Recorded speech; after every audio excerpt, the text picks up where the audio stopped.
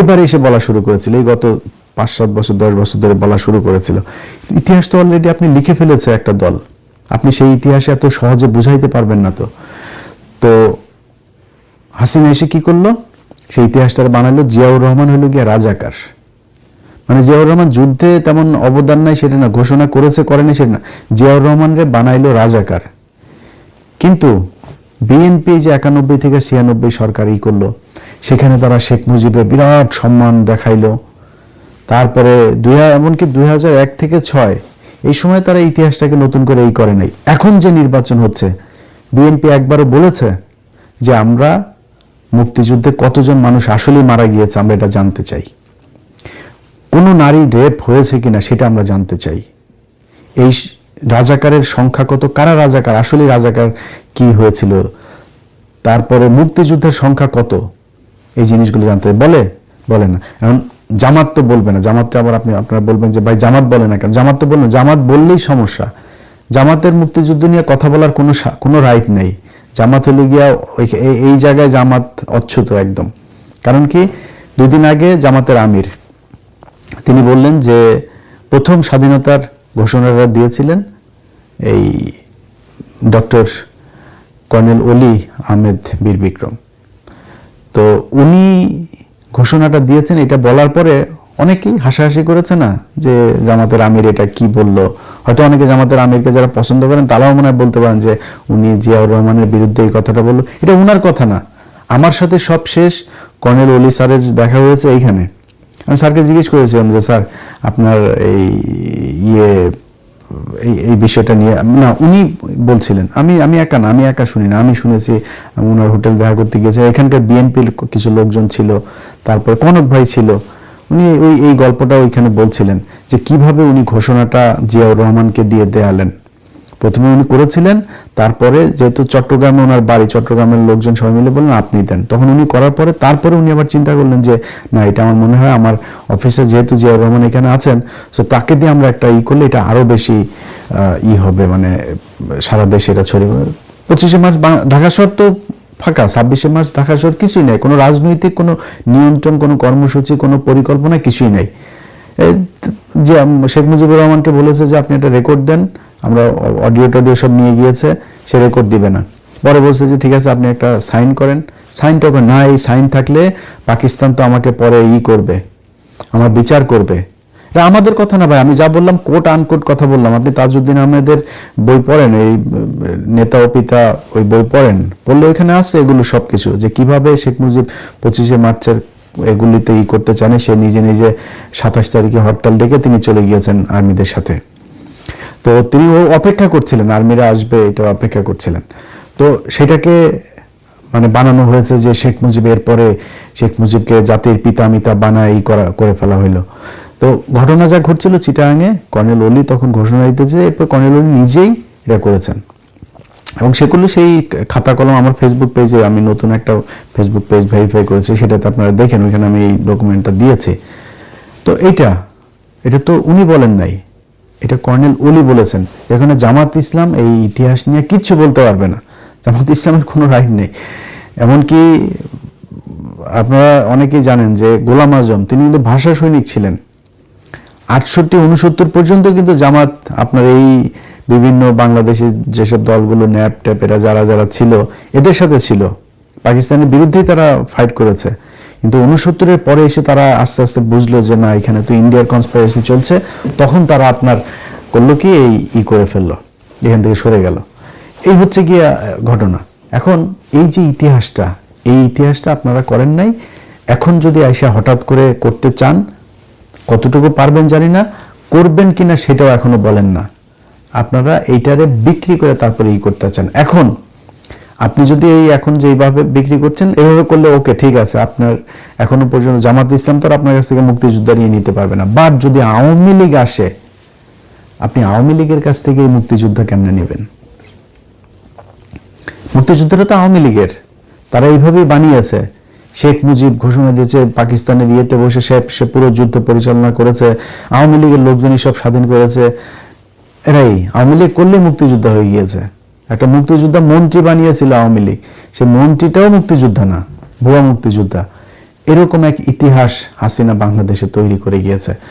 এই প্রজন্মকে মানে আমি পিনাকি দাদা যদি নাকি না থাকতো, ধরেন দুনিয়া আমাদের মধ্যে দুইটা মানুষ অধম নাই, না থাকলে জীবনে কোনদিন শেখ মুজিবরে নিয়ে এখন যেটুক বলে না, এই ইতিহাস নিয়ে এই যে 16 ডিসেম্বরের হিসাব চায় মানুষ, জাতীয় সঙ্গীতের হিসাব চায়, আমরা দুইটা মানুষ না থাকলে এইটুকু কেউ বলতো না।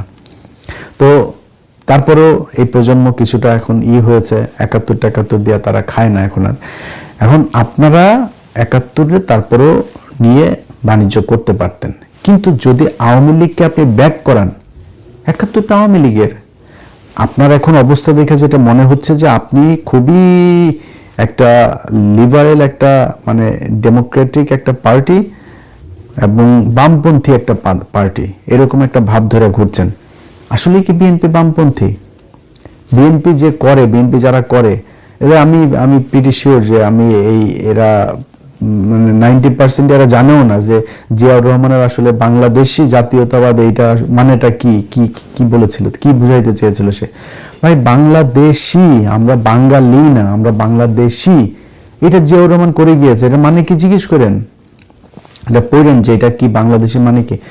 তো আপনি ইসলামী মূল্যবোধ নিয়ে রাজনীতি করবেন, আবার বলবেন আমি হলাম গিয়ে বাম দল, আমি সেকুলার দল, আমার কোনো নাই, আমি ডানপন্থী না, এটা বলবেন, এটা বলে আপনি রাজনীতি করবেন। এটা তো আওয়ামী লীগের রাজনীতি, এটা আপনার রাজনীতি না। এখন আপনি যখন এটা হইতে যাবেন, তাহলে আপনার মধ্যে আর আওয়ামী লীগের মধ্যে কোনো পার্থক্য থাকবে না। এখন আপনি আওয়ামী লীগকে নিয়ে আসছেন, আওয়ামী লীগকে ডেকে এনে আপনার দলে, আপনি আর আওয়ামী লীগ ভাই ভাই, আপনারা আমাদের লোক, আপনাদের মামলা আমরা কিছু রাখবো না, সব আসেন রাজনীতি করেন আমাদের সাথে। তাইলে আজ থেকে মনে করেন 5 বছর আপনি ক্ষমতায় থাকলেন, ধরেন 12 তারিখে ক্ষমতায় আসলেন, আসার পরে আপনি 5 বছর থাকলেন। এই 5 বছরে আপনারা যে কি করবেন এটা তো আমরা জানি, আমরা দেখেছি না এর আগে, এত অস্বীকার করার কিছু নেই। ধরেন মনে করেন তারেক রহমান খুব সৎ মানুষ, তারেক রহমান জীবন দিয়ে দিলেও পারবে, মানে সব চোর বাটপার ঋণ খেলাপি চাঁদাবাজ বহিষ্কৃত নেতা টেতা এগুলো সব আপনার দলে। এর মধ্যে আবার কিছু বহিষ্কৃত এগুলো আবার ওই যে স্বতন্ত্র থেকে দাঁড়িয়েছে, তো স্বতন্ত্র ওই লোকটা তো আপনার পাশ করে আসবে, এর মধ্যে কয়েকজন আপনি যে সরকার গঠন করেন ওদের মধ্যে ওদেরকে আবার নিয়ে আসবেন, আমি গ্যারান্টি দিলাম। বিএনপি পাশ করলে এদেরকে নিয়ে আসবে, আবার যে কজন পাশ করেছে এদেরকে সংসদে নিয়ে আসবে, বহিষ্কার টহিষ্কার আদেশ সবকিছু বাতিল হয়ে যাবে। আবার কিছু জায়গায় খুব টেকনিক্যালি, যেমন নুরুর এইখানে আমি জানি, আমি একদম খুবই মানে সুনির্দিষ্টভাবে দায়িত্ব নিয়ে বলছি, বিএনপি থেকে বলা হয়েছে হাসান মামুনকে তুমি দাঁড়াও, পাশ করে তারপরে আসো। নুরুরে এমনি দিলাম একটা, তো লেমন চোজ দিয়ে তারপরে নুরুরে বসায় রাখছে ওইখানে, আর হাসান মামুন করে। নুরু আবার মাঝখানে জামাতের সাথে খুব গুনগুন করছে, জামাতের জোটে যোগ দেয়, জামাত তারা নেয় নেই। তো এরকম কিছু জায়গায় আছে ওই ওরা জোটের ওদেরকে দিয়েছে ওইখানে, বাট একজন বিদ্রোহী প্রার্থীকে বসিয়ে দিয়েছে, বিদ্রোহী প্রার্থীকে গোপনে করেছে তুমি চালাও, জিতে আসো, আবার আমাদের সাথে নিয়ে নিব। তো ওই চোর এগুলি তো সব চাঁদাবাজের ইয়েতে বহিষ্কৃত, তো বহিষ্কৃতগুলো আবার আসবে না এদের দলে, এগুলো নিয়ে আসবে। তার উপরে আরো নানান চারিদিকে যা 1.5 বছরে করেছে, এখনো যা করছে তা তো করছেই। তো আপনারা সামনের 5 বছরে কি করবেন এটা আমরা মোটামুটি জানি, বাংলাদেশের মানুষ সবাই দেখছে। ওনারা বলেন যে জামাত ইসলাম তো তাদের দেশ পরিচালনার কোনো নাই, কোনো অভিজ্ঞতা নাই। জামাত ইসলামের দেশ পরিচালনার অভিজ্ঞতা নেই, এটা পার্শিয়ালি ট্রু, তাদের দুইজন ছিল যেহেতু, এটা পার্শিয়ালি এটা ট্রু, কিন্তু এটা আবার মাথায় রাখেন জামাতের কিন্তু আবার আপনাদের মতো চুরি করার এই অভিজ্ঞতাও নাই। আপনাদের একটা অভিজ্ঞতা আছে, সেই অভিজ্ঞতা দেশকে 5 বার দুর্নীতিতে চ্যাম্পিয়ন বানানোর অভিজ্ঞতা আছে। আপনাদের অভিজ্ঞতা আছে মানুষের বিদ্যুৎ না দিয়ে রাস্তার মধ্যে পেটানোর, সারের জন্য মানুষের বুকে গুলি করার, আপনাদের এইসব এটাই আপনাদের এক্সপেরিয়েন্স। তো এই এক্সপেরিয়েন্স নিয়ে আপনাদেরকে না এনে মানুষ, আমার মনে হয় যাদের এক্সপেরিয়েন্স নাই, যারা অন্তত চুরি করবে না, এইটুকু বুঝে যে এই লোকগুলি চুরি করবে না, ওই লোকগুলির আমার মনে হয় মানুষ ক্ষমতায় নিয়ে আসতে পারে। তো সেই হিসেবে আপনারা এই 5 বছরে কি করবেন সেটা জানি। 5 বছর পরে তো আপনারা ভোট দিবেন, এটা তো আপনি গ্যারান্টি দিয়ে বলতে পারি। তো 5 বছর পরে আপনি এই 5 বছরের মধ্যে আপনি আওয়ামী লীগকে নিয়ে আসলেন আপনার দলে, আনার পরে এই আওয়ামী লীগ তো আপনার ভেতরে ঢুকবে। আপনি কয়দিন পরে দেখবেন আপনার এলাকায় যারা আছে তাদের মধ্যে বেশিরভাগই সব আওয়ামী লীগের লোকজন দিয়ে, এরপরে এদিকে ইন্ডিয়া টাকা পয়সা দিয়ে তাদেরকে প্যাট্রোনাইজ করবে, করে তারপরে আপনার দলের ভেতরে মোটামুটি আওয়ামী লীগের একটা আদর্শ, আওয়ামী লীগের লোকজন, আওয়ামী লীগের টাকা পয়সা, আওয়ামী লীগ দিয়ে পুরো আপনার দলটা চলবে, মাঝখানে থাকবেন খালি আপনি।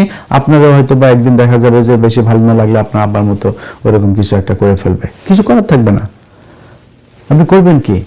সো তখন কি হবে, জিয়া পরিবারে আপনি যদি নেতৃত্ব দিতে না পারেন তা আপনার দলটা হয়ে যাবে আওয়ামী লীগ। কারণ ভিতরে তো অলরেডি আপনি আওয়ামী লীগের লোকজন নিয়েই পুষছেন, আপনার দল তো এমনি ইন্ডিয়ান মালের অভাব নেই। আপনার উপরে যে কটা আছে, খালি কিছু মানুষ আছে যে মানুষগুলিকে আপনি এই যে খুব খারাপ লাগে, মানে বিএনপির দলটার জন্য বিশ্বাস করেন, এই মুয়াজ্জেম হোসেন আলাল ভাইকে মনোনয়ন দেয়নি, এই যে হাবিবুর নবী খান সোহেল ভাই, তারও নাকি মনোনয়ন দেয়নি, ইসাক এই যে ঢাকাতে ভাই, ইসাকের নাম মনে হয় সোশ্যাল মিডিয়াতে আছেন, জানেন না এরকম কেউ নাই। এই ইসাক সরকারকে এত নির্যাতন, পুরো পরিবারের মানুষকে নির্যাতন, লোকটার মনোনয়ন দেয়নি। অথচ চোর বাটপার মির্জা আব্বাসের মতো স্বীকৃত চাঁদাবাজ তারে আপনার মনোনয়ন দিয়েছে, এত মানে অভিযোগ তাদের বিরুদ্ধে, তারপরে মনোনয়ন দিয়েছে। আমার চুয়াডাঙ্গা একে শরীফ ধর্ষণের অভিযোগ, যত ধরনের চাঁদাবাজি, ধান্দাবাজি, শয়তানি যা যা, চরমপন্থী নেতা সে, আমার এলাকায় চরমপন্থী ছিল সে, খোঁজ নিয়েন, সেই লোকটাকে দিয়েছে, আমি বলার পরেও দিয়েছে। তো এই যে এইসব লোকজন দিয়ে আপনি রাজনীতি করে তারপরে যদি মনে করেন যে আপনারা ক্ষমতায় চলে আসবেন, ক্ষমতায় এসে তারপরে দেশ বিশাল আকারে ভালো চালাবেন এবং পরের বার আবার আপনাদেরকে মানুষ ভোট দিবে, এই স্বপ্ন দেখা ভালো, কিন্তু এই স্বপ্নটা অবশেষে স্বপ্ন দোষ হয়ে যাবে। সো আমি যেটা মনে করি, বিএনপি যেই পথে হাঁটছে, তারা আওয়ামী লীগের সাথে মার্চ করার একটা চেষ্টা চালিয়ে যাচ্ছে। তো যেটা মূল বলতে চাচ্ছি, বলে শেষ করি, সেটা হচ্ছে যে এই আওয়ামী লীগ আর বিএনপি আপনারা, মানে আমি মনে করি যে এবার জামাত ইসলাম বোধহয় ক্ষমতায় আসবে। চারিদিকে মানুষজনের ভেতরে যে পরিমাণে বক্তব্য, যে প্রথমে শুরুতে যেটা বললাম যে মানুষের বক্তব্য শুনলেই বোঝা যায় ভোট কারে দিবে।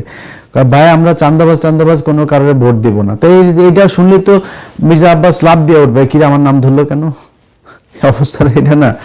তো এই যে মানুষগুলো বক্তব্য দেয়, শুনলে চোখের দিকে তাকাইলে বুঝবেন যে মানুষের ভাষাটা কি। এটা আমার বিশ্বাস, তারা তো অভিজ্ঞ, এর আগে হয়তো রাজনীতি করেছে, কয়েকবার ভোট করেছে, কেউ কেউ এমপিও ছিল বিএনপি যারা, ওরা কিন্তু মানুষের চোখের দিকে তাকাইলে বুঝতে পারে। উপরে উপরে যত কিছুই বলুক, বিএনপির ভেতরে পাগল হয়ে গিয়েছে। প্রতিদিন হাজার হাজার ডলার খরচ করছে এই মহাখালী ডিওএইচএস এর ভেতরে আরেক নতুন হাওয়া ভবন বসিয়ে, দুমায়া টাকা খরচ করছে, তাও সোশ্যাল মিডিয়াতে তাদের লোকজন পায় না। ফ্যামিলি কার্ডে কেউ কয় 50 বছর, কেউ কয় দেওয়া হবে, ওই ফ্যামিলি কার্ড নিয়ে এটিএম মেশিনে ঢুকাইলে টাকা বেরোবে, কেউ বলে ওইটা দিয়া বলে হাসপাতালে গিয়ে করা, কেউ কয় যে আপনি বাজারে যাবেন আলু কিনবেন 3 কেজি, আপনার কাছে দাম রাখবে 1.5 কেজির, 1.5 কেজি রাখবে না, ওই কার্ড দেখলেই রাখবে না। নানান ধরনের, মুদির দোকানে গেলে বলে চা পান বিড়ি যা আছে সব বলে ফ্রি। এগুলো করে তারপরে মানুষকে বেকুব বানানোর চেষ্টা করে যাচ্ছে। এগুলো করে কিছু করা যাবে না, কিন্তু যেটা হবে, যেটা বললাম, বাংলাদেশে দল থাকবে 2টা। জামাত ইসলামকে আপনি বাংলাদেশ থেকে আর সরাইতে পারবেন না। বাংলাদেশের আওয়ামী লীগ জামাত ইসলামকে নিশ্চিহ্ন করতে চেয়েছে, এবং বাংলাদেশের ইতিহাসে যতই হাসি ঠাট্টা যাই করে জামাতকে নিয়ে কথাবার্তা বলেন, জামাত ইসলামের যেই ত্যাগ এই গেল 15 বছরে, তার 100 ভাগের 1 ভাগও বিএনপির লোকজনের উপর দেওয়া যায়নি। জামাতের কোনো নেতা ওই ঢাকা ব্যাংক খুইলা ব্যবসা চালাইতে পারে না। বিএনপির বহু নেতা আছে ব্যবসা চালিয়েছে, জেলখানায় গিয়েছে, সোনার গায়ে গিয়েছিল রাতে, আমরা জানি জেলখানায়, এরকম নেতাও আছে। এই মির্জা ফখরুল নিজে, আমানুল্লাহ আমান নিজে, গয়েশ্বর চন্দ্র রায় 5 স্টার হোটেলে যায় থাকে, এটা আমরা জানি ভাই। তো তখন তো বিএনপির নিজের কলিজা মনে করতাম, বিএনপির একটা ছেলেরে কোথাও মারলে আমার নিজের শরীরের মধ্যে কষ্ট হইতো। তো তখন যেখানে এগুলি তো আর কিছু বলি নেই, চলতেছে চলুক। তো এই বিএনপির চাইতে এরা অনেক কষ্ট করেছে, জামাত ইসলাম অনেক রক্ত, আল্লাহ তার 11টা মানুষের জীবন আল্লাহ স্যাক্রিফাইস করিয়েছেন এই দলটাকে দিয়ে।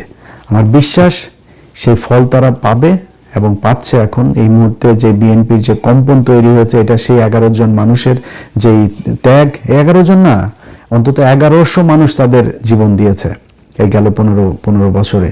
এখন এই দলটা আপনি এত কষ্টের মাঝখানেও, এখন বলে গুপ্ত টুপ্ত অনেক কিছু বল না, ওরা গুপ্ত থাইকা ঢাকা ব্যাংক খুলে ব্যবসা করে নাই, ওরা আওয়ামী লীগের সাথে ব্যবসা করে নাই, ওরা টিকে থেকে এই সরকারের বিরুদ্ধে যেভাবে সংগঠিত হওয়া দরকার, যখন সবল দেওয়ার সময় এসেছে তখন ঠিকই সবল দিয়েছে। এরাই করেছে এই পুরো সংগঠিত করার। আজকে অনেকেই বড় বড় করা হয়, আপনার কি যেন মাস্টার মাইন্ড টাইম অনেকের বানায়, এই জামাত শিবিরের এরাই করেছে এগুলোর শুরুটা। এবং এই সাদিকের যে অবদান, সাদিককে নিয়ে কথাবার্তা বলে, সাদিকের যে অবদান, এগুলি এই যারা আছে সমন্বয়ের কাছে, এদের কাছে জিজ্ঞেস করেন সাদিকের কি অবদান এখানে। তো জামাত ইসলামকে এত চাপ দিয়ে আপনি শেষ করতে পারেন নাই। এখন আওয়ামী লীগ সবচাইতে বড় ক্ষতি করে সবচেয়ে বড় উপকার যেটা করে দিয়ে গিয়েছে, আপনি তো যুদ্ধাপরাধীদের বিচার করে গিয়েছেন।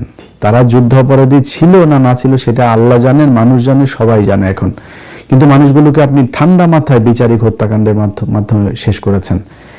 এই মানুষগুলোকে মারার পরে কি হয়েছে? এখন তো আপনি জামাতের কারণে বিচার করতে পারবেন না, বিচার তো শেষ। এক মুরগি আপনি কয়বার জবাই করবেন? সো যেহেতু বিচার শেষ, এখন 71-এর খানা শেষ। এখন ওরা আপনি কি দিয়ে কিছু করতে পারবেন? ওরা এমনি মেরে ফেলতে পারবেন, এমনি আপনি অনেক কিছু করতে পারবেন, কিন্তু ওরা আপনি আইনগতভাবে, ও তো চাঁদাবাজি করে না ভাই, ও তো কোনো মেয়ের ধর্ষণ করতে যায় না, ও তো কারো বাড়িতে চুরি করে না।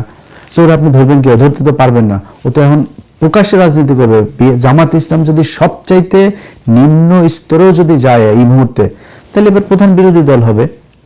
তো প্রধান বিরোধী দলে আপনি কি করবেন?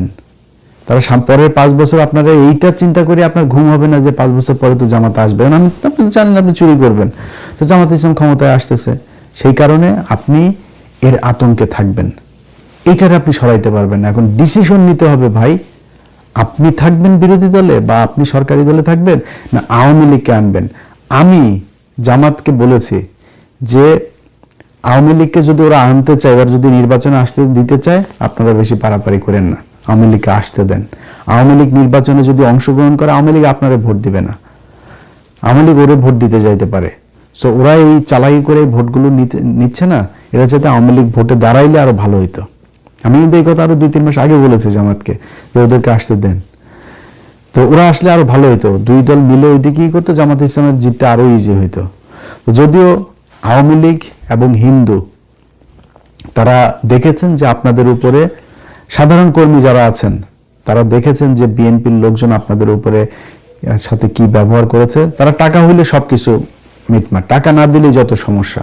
এদের দেশপ্রেম টেশপ্রেম কোনো কিছু নাই, বা আওয়ামী লীগ এতদিন অত্যাচার করেছে এটাও না, টাকা দিবি, টাকা দিলে সব ঠিক। তো এইভাবেই তারা চলেছে।